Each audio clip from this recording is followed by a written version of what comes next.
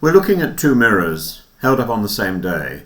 One is Israeli, the Sde Teiman leak, the arrest of Major General Tifat Tomer Yerushalmi, ministers accusing their own legal system of treachery and soldiers in balaclavas asking for applause. The other is Iraqi, Elizabeth Tsurkov, describing being beaten, electrocuted and sexually assaulted for 2.5 years by Kataib Hezbollah in Iraq. Put them side by side and you hear the same question.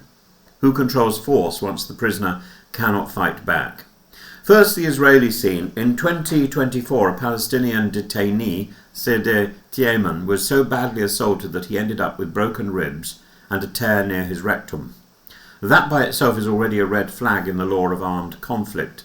A year later, Channel 12 broadcast CCTV of reservists shielding the view with riot shields and then attacking the man. What makes this week explosive is that Israel's own former military advocate general has admitted she authorized the leak in 2025, says she did it to defend the military justice system from far-right smears, then vanishes on a beach, is found alive and is now remanded on suspicion of obstructing justice. You have abuse, then a leak intended to expose that abuse, then a criminal case against the leaker. So, there are two tracks of alleged wrongdoing at once. That is why Netanyahu called it the most serious public relations attack Israel has faced.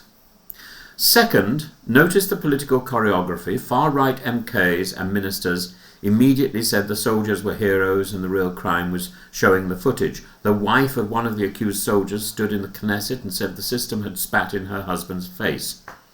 At the same time, police tell the court that people around Tomer Yerushalmi are keeping a bond of silence. This is pure presence politics around an abuse case. It's not about the truth of what happened in that room, it's about who gets to narrate it. Third, set that against the story of Elizabeth Tsurkov's testimony. She says her Iraqi captors used her as a punching bag, electrocuted her and sexually assaulted her, and that this was done by men tied into Iraqi state structures, not just a rogue militia hiding in a basement. That matters because it shows that once a state or a state-adjacent group decides pain is an acceptable instrument, very ordinary people will inflict it for very ordinary reasons: status, revenge, boredom, political messaging. Now we reach the Iraqi memory. In 2004, British officers warned that US guards in Iraq were using a set of techniques known as R21, which was developed by Britain and the Israeli army, resistant to interrogation, that had been designed to teach soldiers how to resist if they were captured, but has now been run in reverse on Iraqi detainees. R21 encourages nudity, sexualized insult, stress positions, and the purposeful prolonging of the shock of capture. It's about destroying the victim's sense of agency. It is defensive training. In Iraq, it was turned outward on powerless civilians who were not trained adversaries. This is misuse number 1. Abu Ghraib is misuse number 2. The pictures from Abu Ghraib showed exactly the same grammar of humiliation: nakedness, forced postures, threats with dogs, hooding, women soldiers used as instruments of shame. Those were not creative improvisations. Human Rights Watch and later the Senate report show they sat on top of a spread of authorized or tolerated techniques that blurred into torture. And once those techniques leaked, Washington was rightly mortified, but the system's first instinct was to blame a handful of MPs and cap the scandal. That is the same instinct we see in Jerusalem now. Bring the two theatres together and a pattern appears. So this is a high control technique that has been distorted for a specific narrow purpose, breaking a trained enemy agent or an R21, in this R21's original case, teaching your own people how to cope if captured, and that has been used against ordinary civilians. War, or indeed ordinary soldiers, enemy combatants. War, terror attacks or mass arrests create a flood of detainees who are not high value and not trained enemies, and undertrained guards, private contractors or reservists import the techniques without the doctrinal breaks. In Iraq it was at Camp Nama and Basra. In Israel, it's an improvised desert camp processing huge numbers of Gazans, where doctors are amputating limbs because people are cuffed too long. The Israeli whistleblowers told CNN almost word for word what Iraqis told rights investigators 20 years ago. Someone documents it in 2004. It was a digital camera in Abu Ghraib. In 2024, it's fixed CCTV inside Sde Teiman. And the second the image exists, the ethical question stops being theoretical. You can point to the screen and say, that is rape by instrument. That is assault on a man who is already restrained. That is collective punishment, not intelligence gathering. That is why Tomer Yerushalmi said she leaked it to counter false propaganda. Images freeze the argument. The state then panics, less about the abuse than about the loss of narrative control. Netanyahu's phrase about the worst public relations attack since 1948 is telling.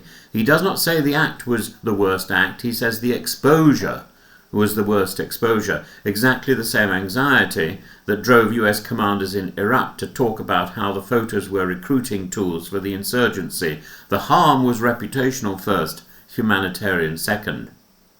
There's also a legal rhythm here. International humanitarian law is blunt on this point. Common Article 3 of the Geneva Conventions forbids outrages on personal dignity and cruel treatment even against non-state fighters.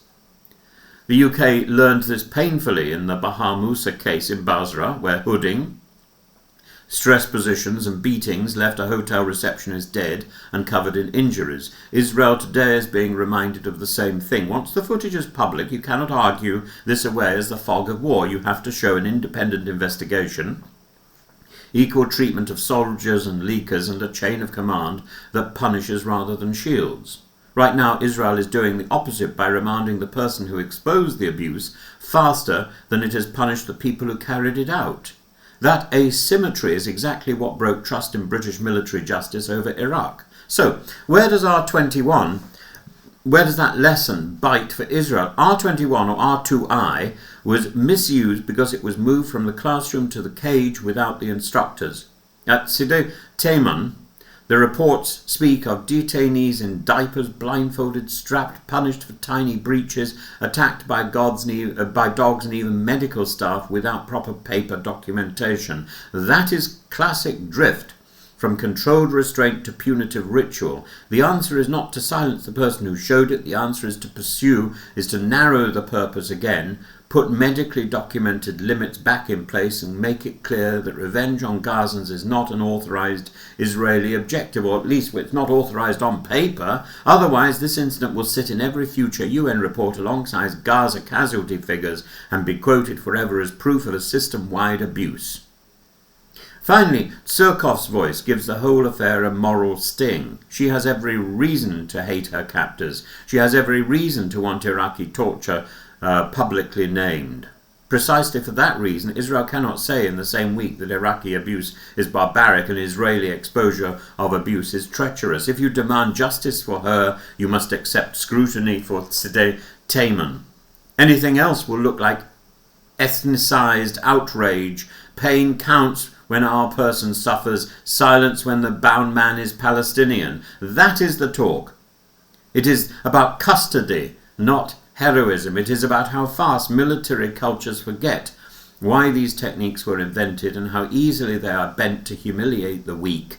And it's a reminder that the camera, not the courtroom, is often the only honest witness.